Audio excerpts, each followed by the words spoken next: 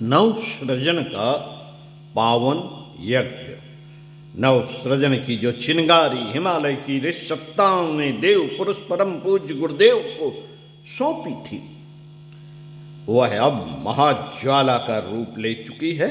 युग परिवर्तन के हवन कुंड में इसकी लपटें प्रबल से प्रबलतर प्रबलतम हो रही हैं। महाकाल की नित नवीन प्रेरणाएं नव सृजन के विविध आयामों को प्रकट कर रही हैं। इसी प्रेरणा से विवश एवं वशीभूत होकर युग तीर्थ शांत कुंज ने एक नए भूखंड को क्रय किया और अब इन दिनों नए सिरे से नए निर्माण के नए निर्धारण हो रहे हैं। नव निर्माण के प्रयासों में ऐसी हलचलें हो रही हैं जिनमें चिर पुरातन को चिर नवीन के साथ जोड़ा जा सके। भारतीय विद्याओं के पुनर्जीवन के साथ उनका समुचित प्रशिक्षण एवं प्रसार हो। युग परिवर्तन की पुण्य प्रक्रिया यही है कि व्यक्ति को सुसंस्कृत और समाज को समुन्नत बनाने की इस पुण्य प्रक्रिया की व्यापक प्रतिष्ठा की जाए, जिसे अपनाकर हमारे महान पूर्वज जीवन यापन करते हुए इस पुण्य भूमि को चिरकाल तक स्वर्गादपि गरीयसी बनाए रहे। अतीत के उसी महान गौरव को वापस लाने के इस भागीरथ प्रयत्न को एक शब्द में नव सृजन का पावन यज्ञ कह सकते हैं।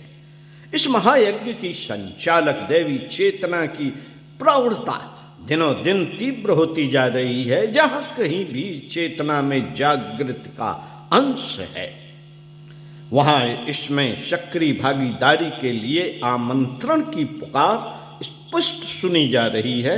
आस्थावान निष्क्रिय रह नहीं सकते। निष्ठा की परिणत अपनी आहुति नव सृजन के पावन यज्ञ में समर्पित करने के रूप में होकर ही रहती है।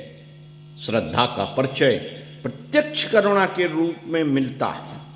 करुणा की अंतः संवेदनाएं पीड़ा और पतन की आग बुझाने के लिए अपनी सामर्थ्य को प्रस्तुत किए बिना रह नहीं सकती।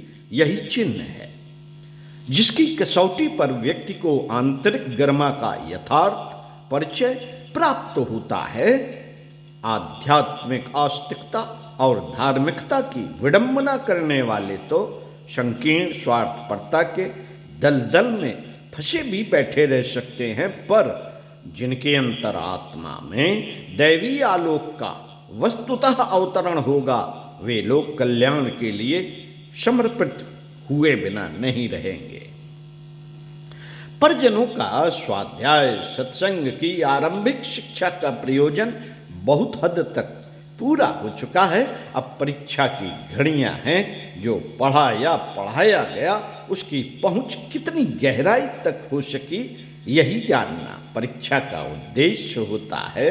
जो उत्तीर्ण होते हैं उन्हीं का परिश्रम और मनोयोग सराहा जाता है। अन्यथा पढ़ने वाले और पढ़ाने वाले दोनों ही अपयश के भागी बनते हैं।